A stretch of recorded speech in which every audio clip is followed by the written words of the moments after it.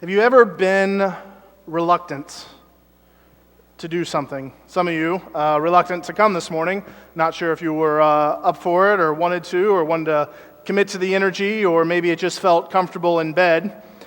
This trip to Jamaica, I was reluctant to go to. In fact, in my mind, I had decided that I was not able to do the trip and was ready to tell them that I couldn't fill in for them last minute because I knew Serve Noblesville was coming. I knew I had some tasks that needed to get lined up. I knew I was going to lose at least 8 days, if not more, as I was planning for that trip, that I wasn't going to get some projects chased down and taken care of.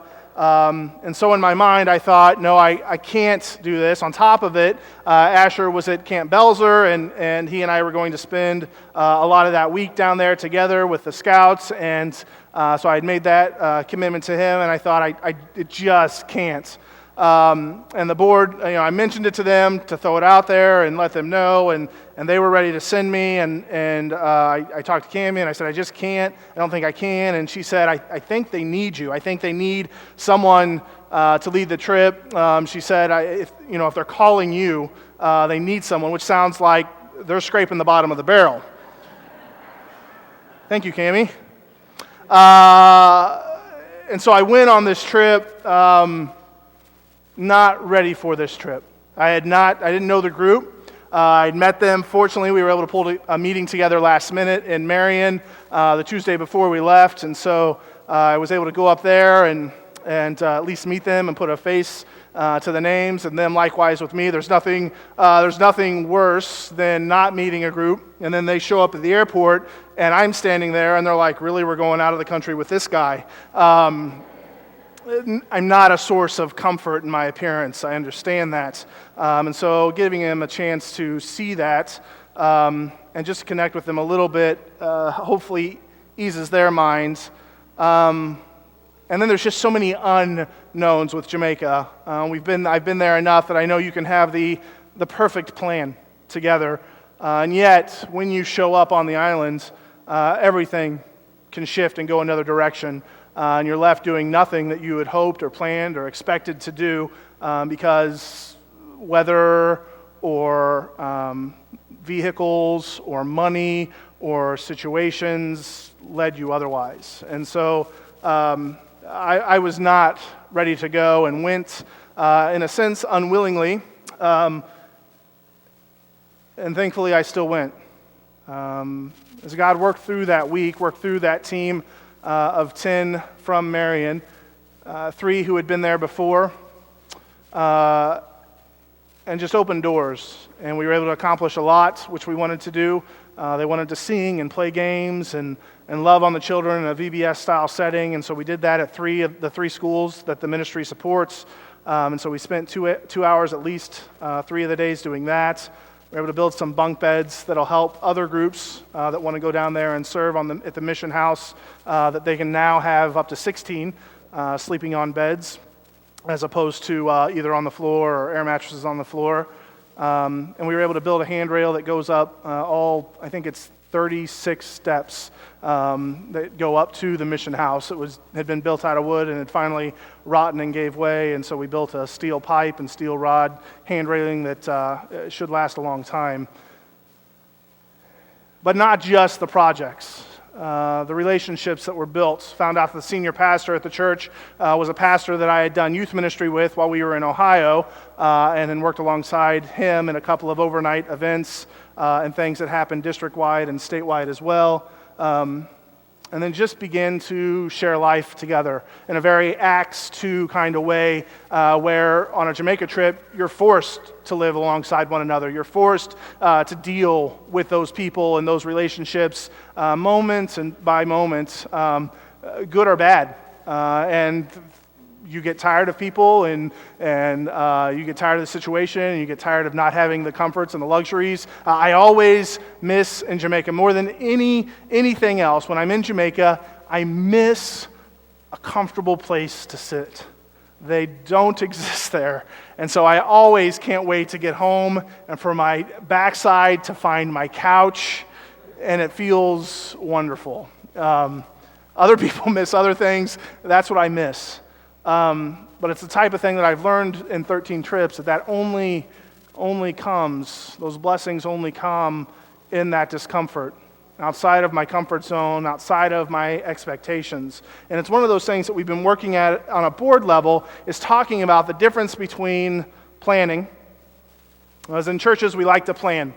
We like to put together a schedule. We like to put together a calendar. We like to line up volunteers. We like to have everything ready to roll. And we like to have a good plan, ministry plan, put together to launch.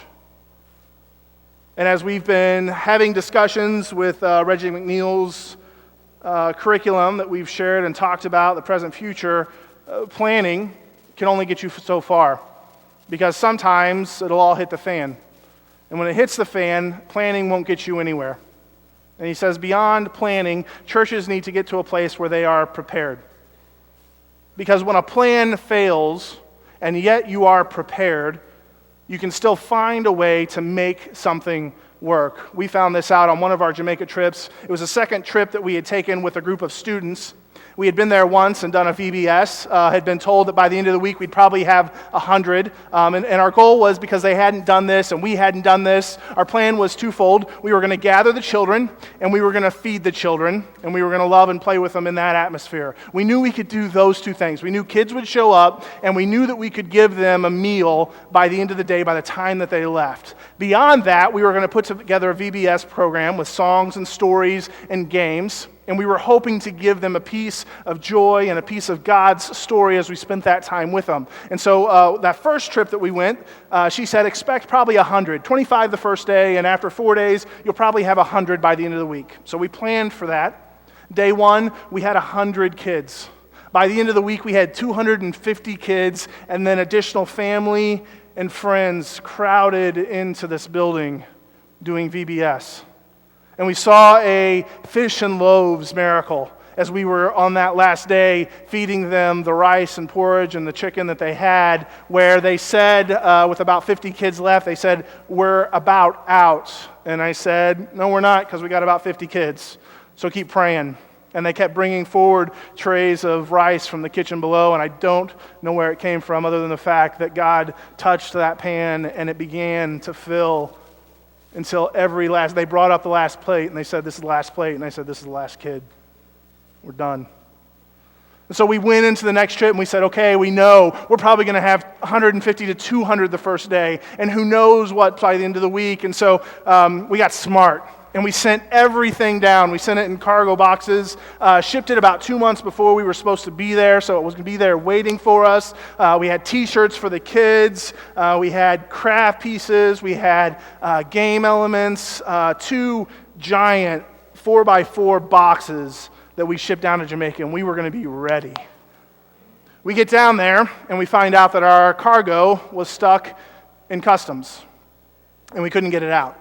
It was actually stuck in Kingston, and if you know anything about Kingston, Kingston's about the second most dangerous city in the Western Hemisphere, and they say don't take white people to Kingston because white people won't survive Kingston. And so they're like, we don't know what to do. And we were done. Our plan was sunk. We were going to do VBS, and that was not going to be the case. And so I remember one of the first nights, Mike and Ann Casey, the saints that they were, had been on the trip with us. And we sat around that night, as we did every night, and we kind of broke down the day and talked about what we were thinking and feeling and shared about that in a circle as a group. And there was a lot of dejection and a lot of frustration. What are we going to do? You know, is this trip a bust? Is it a waste? Did we come down here? Did we spend months fundraising and planning and training, and now nothing? And in the wisdom and the grace that Mike and Ann Casey have, they said, Ann said, I don't like hearing this talk. You guys sound like you can do nothing. She says, you're here. You don't understand what that means to the Jamaicans. Your presence is a gift to them. So we don't have the stuff to do VBS, to do things we planned and programmed. She says, so what? Don't miss the opportunity to be with the people of Jamaica. It ended up being one of the most rewarding trips for me because we didn't stay huddled off in the church building. Instead, we were forced to go out into the neighborhood, into the local community, and the village at which we were serving there at Waterloo, and we got to meet the people that were there. It was a trip like none other because I remember one of the first times that we did that, across the street from the church, the gravel road, up on a hill, sat a tree, and it was a shade, and the kids of the school would often go up there. Well, there were some teenagers from Jamaica that were hanging out over there, and I saw some of our group go over there, and we're spending time talking to them, and I thought, well, I'll go with them, I'll meet them. They'd been over there having a conversation, and so when I came over, I met the gentlemen that were there, and they were talking to them, and the conversation of marijuana come up. It's a very popular herbal remedy on the island. And they said, yeah, we have a plant over here. And they took me over, and sure enough, there's this marijuana plant. And I thought, only in Jamaica can I take a bunch of students on a mission trip, and we huddle around a marijuana plant as we're gathering and trying to connect with the students. I thought, oh, this is interesting, to say the least. But we met relationships, we met people, we had an impact in that church and in that community that we had not had before, because before we had always worked on the church, on the building at least, worked in the school, worked with the children, worked with the staff, and stayed there on site, and hadn't gone out into the neighborhood of Jamaica to meet the neighbors who were there on that street and in that community who saw us come in. They'd see us come in, they'd see us and hear us down at the church building, but never met us, and never put a name to a face. On this trip to Jamaica, I was meeting with Tom. He and I would sit on the porch and talk and share stories from the trenches, and he talked about when he was down at a mission in Atlanta called Church on the Street, that they were working with some big names who were coming in. One of the big names was someone who I've read and has meant a lot to me in my faith, Brennan Manning, and you've heard me speak of him before. But he said Brennan Manning was coming to work with Church on the Street and then the mission that they did in Atlanta with homeless people there. And Andy was going to be his coordinator with the ministry and meet Brennan and pick him up from the airport and kind of be his host as he was there with Church on the Street. And Tom said that while they were there, he said he went to pick Brennan Manning up at the hotel the next day. He had just met him the night before, dropped him off at picked him up from the airport, dropped him off at his hotel. And when he went to pick up Brennan the next day, Brennan said, "Good morning, Andy, how are you?" And Andy said he was just beside himself. He said, I'm surprised you remember my name, because we met just briefly last night. And Brennan said, Christ calls us to love others. And how can we love others if we don't learn their name? And oftentimes in the church, we do these broad general prayers. We're going to pray for a group of people, or we'll pray for the Boys and Girls Club kids or the organization as a whole. But Jesus didn't do ministry like that. Jesus did ministry in the trenches. He did it on the streets. He did it walking through the town. He did it by sitting at a well and speaking with a woman that would have been offensive to speak to a woman in broad daylight in the middle of a city. And he learned the names. He learned who they were. And no doubt when you know a name, then you know an identity, and you begin to learn the story of someone else. And you connect with them in a way that is very different than if you just pray and speak and relate in generalities. Jeremiah was a prophet.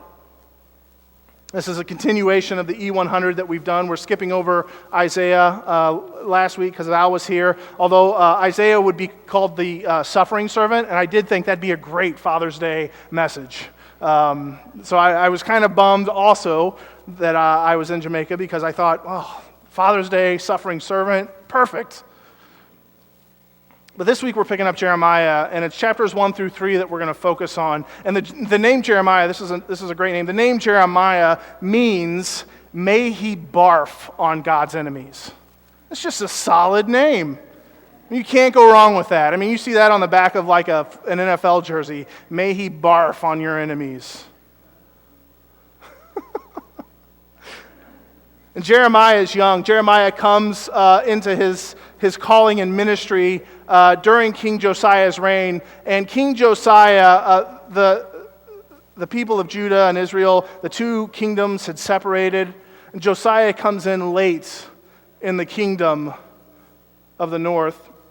And he's serving. And Josiah comes to be king about the age of 8. He takes over the place of king. And he serves. And Jeremiah comes into his ministry during Josiah's 5th year. And Jeremiah is young. Some believe that he maybe was as young as 10 years old, anywhere from 10 to 20.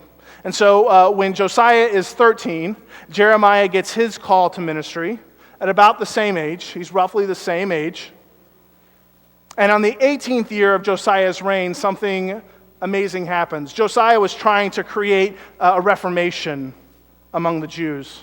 He was trying to tear down the false idols and the false temples and was trying to bring them back to have a heart for God. And during his 8th year, while they were trying to restore the temple and restore the city, they came across the book of the law that was written by Moses, which means that prior to this time, they didn't have a sacred text by which they were working from.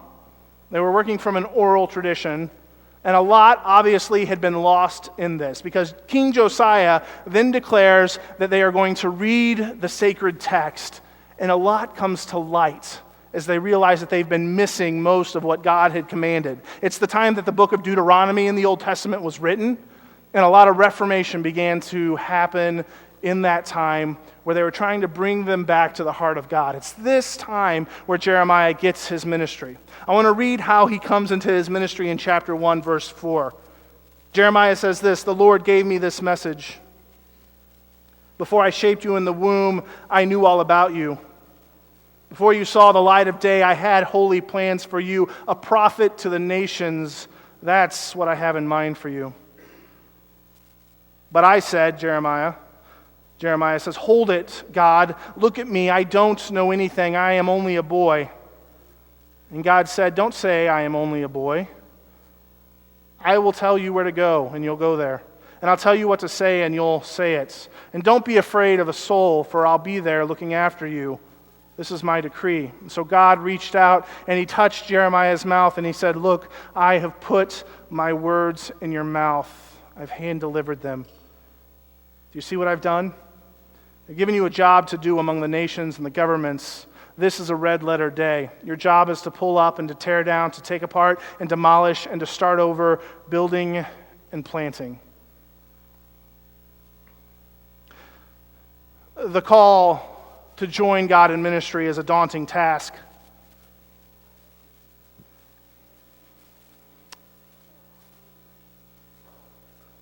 The church has seen a reformation as well.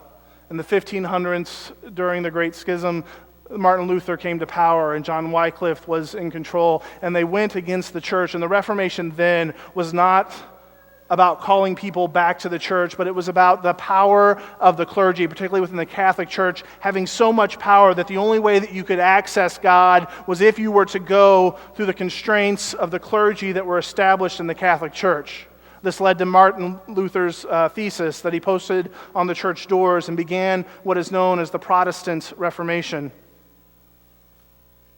Reggie McNeil and many others say that the church is in a new Reformation. It's not about getting control away from the clergy so much, but it's about taking the mission of God outside of the church, to go where Jeremiah was called to go, into the nations. But what do we go with? I talked about reluctancy earlier, and if you were to speak of people who've been around the church for a long time and talk about evangelism, some would bristle at that word. It's become a four-letter word in the church, evangelism. And no doubt evangelism as a model has been something that's been abused by the church and by people in the church as they've dealt with the world. And part of that is probably we just learn systems and we implement them and we don't really understand them. But it's caused, no doubt, a lot of harm. The model of evangelism that I grew up with, or that most of you, if you've grown up in the church, that you've grown up with, was very simple. It was present the gospel, which essentially meant follow Paul's path in Romans, which was to make someone know that they were a sinner. Make them know that, and make them know that because of their sin, Christ has offered his sacrifice and now can redeem them. I get that. I believe it. I support those statements wholly. But the model of evangelism was present that to people, particularly to strangers. Let them know that they are a sinner. Let them know that they have the judgment of God upon them.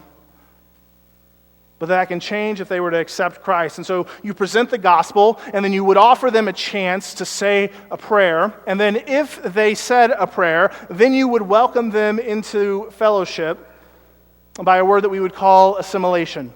You would welcome them into the church. Now you are one of us, and now we're going to show you what to do and how to live and make you one of us. St. Patrick was around during the time of a Reformation in Ireland, where he was kind of forced into, he was kidnapped by pirates, but then he got away, and the call of God came upon his life to go back and bring the gospel of Christ to the Druids and to the Celts, and introduce them to his power. And the Catholic Church said, go and do it this way. In fact, the church said, don't go. They said they're barbarians. The gospel of Christ can never change their life. They're worthless. They're a lost cause. We're not even going to waste our time and our energy, our efforts. Patrick received his call and his vision from God, and so he went to serve those people. But he went with a different model than what the Roman Catholic Church was proposing at this time. Patrick went into a village and he set up with other people in the fellowship with the church. They set up a small community. And they began to live in the towns and the villages, where the Roman way was to assimilate them once they had made decision. St. Patrick and his communities, they would assimilate the community from the beginning. They would invite them into community. They would invite them through hospitality. They would join them in fellowship, and not just hanging out and sharing in dinners, although that was central to them, but they talked about what the gospel of Christ meant to them. And they would live out these practices in prayer and in service to the world, right alongside their Celtic and their Druid neighbors. And as they became more curious and saw a different motivation and a power working within this community, they began to grow in life together, much as this banner speaks of. They began to grow in one mind and one heart and one thought without even understanding or knowing or accepting this gospel way, this Jesus Christ. To the point at some point, they would stop and say, wait a second, I've been living this way, I've been living in community, I've been doing this thing, I've been following in this rhythm that this Christian community has planted. And as I look at my life, I think I've believed along the way.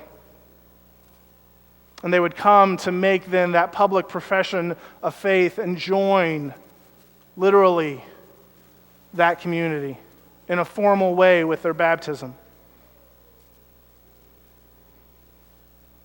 This way, this model, it's one that as I've read and studied it, this is more like dating for the church.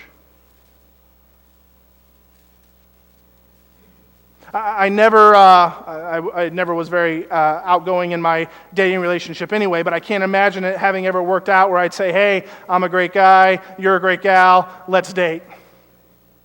Yes, great, now we'll become boyfriend and girlfriend, and we'll see where that goes. No, usually at best it was, particularly early on, it was a handwritten note, yes, no, and then she'd always add the option maybe. Maybe. I didn't put that on there for a reason. But relationship like dating is much how Cami and I started. We began to sit and talk for hours on end because we had similar interests, and we would talk about the questions that we had of faith, and we began pursuing that over a period of time. And then somewhere along the way we realized, I think I might like her. In fact, when we were apart, it was kind of one of those things where it's like, man, I yearn to be in fellowship with her. I yearn to sit down and spend time with her. I want her in my life. I want that presence there. Now, I will say I did break up with Cammie 5 times, so understand this wasn't love at first sight or blissful and happily ever after. And that's a bad and long story in and of itself, but I'll let her tell it. But it took time. And it was one of those things that after we'd spend time in conversation and knowing each other and learning each other's hearts and challenging one another and growing, just as we talked about with prayer, that we both kind of looked back and we said, yeah, maybe there is a thing here. You know, friends were saying, are you guys boyfriend and girlfriend? And we'd say, no, we're not that. And then we'd sit down and talk and we'd say, well, I don't know. It looks like a duck, quacks like a duck, walks like a duck. Maybe we're a duck.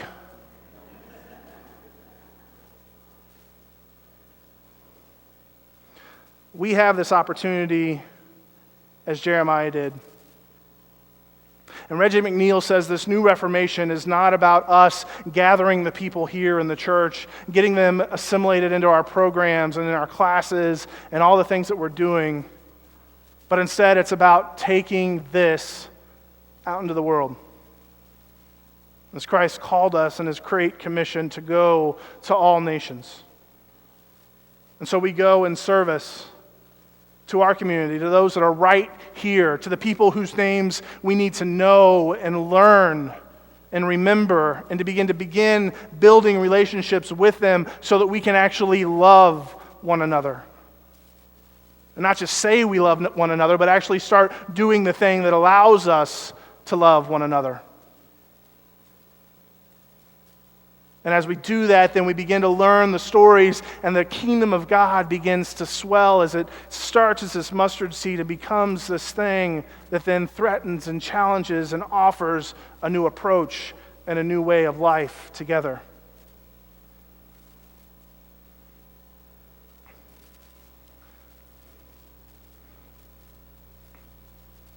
I have a friend who I've got to know a few years ago. Just had a lot of similarities, and he and I would get together and have dinner and connect and talk, and he and I were identical. Same interests, same sense of humor, same everything, except he was at best agnostic, if not a little atheist. And so he would always joke that we were like the black and white in a comic book series, and that we were this story of, he'd always say, the ultimate good and the ultimate bad, and I'd always say, well, which one am I? And I'd always chuckle, and he'd say, you know who you are. But we would get together, and he would start talking about faith and God and questions, and talk about the problems that he had seen in the church and why he had kind of left his faith and walked away.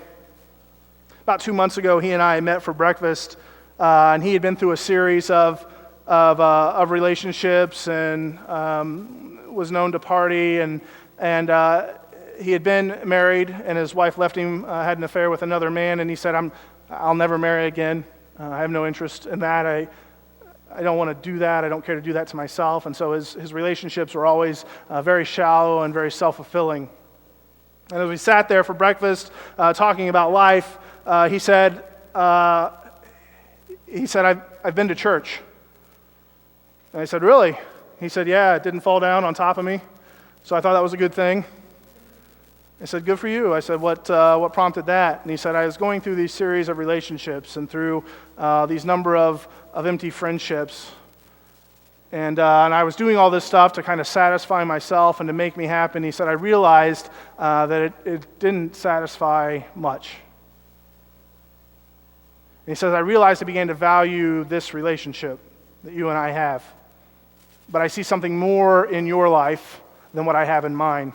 And I thought maybe church is the only way that I can find that again. And so he said he went to what he called a rock band church. And he said that wasn't it. I wasn't looking for a concert. And he said he ended up going back to, I believe it was a Presbyterian church that he'd grown up in. And he said, and the liturgy just came back to me. And he said, I've been there a number of times, and it feels like coming home. He says, don't have everything figured out. He said, I'm certainly not living a holy and pious life. But it's kind of good to be back in that conversation. He says, I've been seeing this woman, and I like her a lot, to the point that I think maybe it'll last for a while. He said, I'm not sure what a healthy relationship looks like. He says, I think you work with couples and kind of go through premarital stuff. He said, can you send me some stuff and let me know what a healthy relationship looks like? Because if I have a chance to do this right, I want to do it right. I don't know what the rest of the story of my friend is. I don't know where he's going to end up. I don't know if this relationship will continue. I don't know if his hunger and his passion and the void for something beyond his temporary happiness will ever be fulfilled. But I'm living in communion with him, and I'm having this fellowship and this conversation with him. And it's not always pretty, and the conversations aren't always lovely, and it's certainly not a heads-bowed Bible study that he and I share, but life is happening in truth, and I believe in spirit. And my hope and prayer is that someday Ben gets to that point where he comes to know Christ like I know Christ, and begins to see a world that matters with other people, and not just about himself.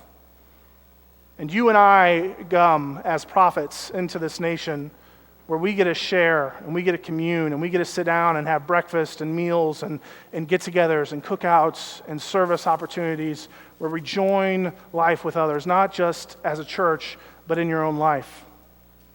Because there are people that can't be here on Sunday morning. The waitresses at Ginger's, the nurses and doctors who are at the hospitals, truckers who are carrying cargo across the nation.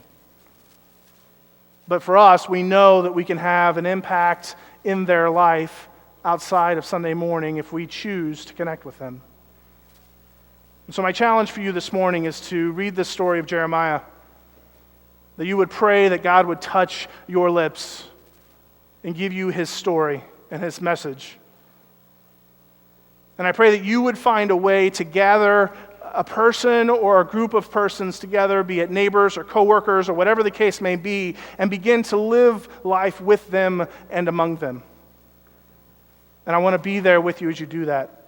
If you need help planning and figuring out what that looks like, let's sit together and dream about those possibilities. If you are going to have an event and you would be more comfortable with me being there at your event so I can help you see what it looks like to be hospitable, or contact somebody else, one of the leaders in this church, who you say, man, they're so good at connecting with others. They're always so good at saying the right thing, and get a hold of them.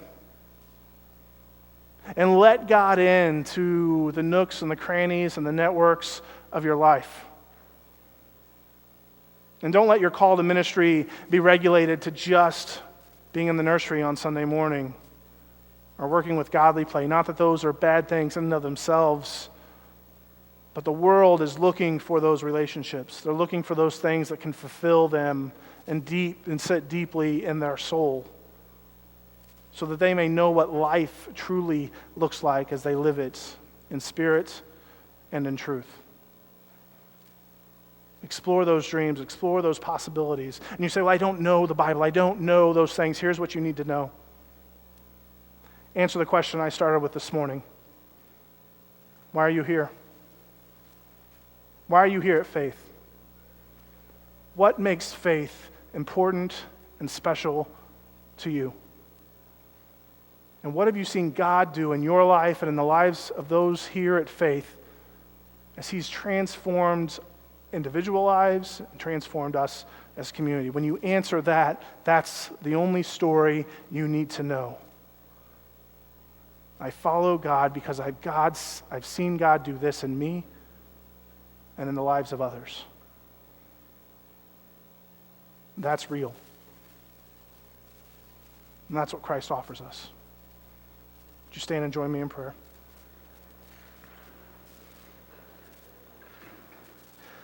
Heavenly Father, we come with a reluctant spirit, feeling like we're inadequate or not trained or don't know enough or don't have the right gifts. But God, you have created us as your children to know you, to not just know you, but to love those who are around us. And so, God, give us the passion to learn the names. Father, there may be people in this church whose names we don't know, and may we have the strength and the courage and the grace to cross the room and to meet them and to reintroduce ourselves and say, hey, I need to know your name, even if I've asked it 5 times before. And God, that we live alongside people that are right next door to us, right down the street, and we don't know them. God, fill us with a vision and a passion and the courage to step out of our comfort zones so that we may know them and begin to love them. I pray these things in Jesus' name. Amen. My blessing is Paul's blessing that he gives to the church in Philippi in chapter 2. Don't be selfish. Don't try to impress others, but be humble, thinking of others as better than yourselves. Do not look out only for your own interest, but take an interest in others too. May you do that as you build your relationships and learn the names of the people that you're learning to love. May the Lord be with you. Go in peace.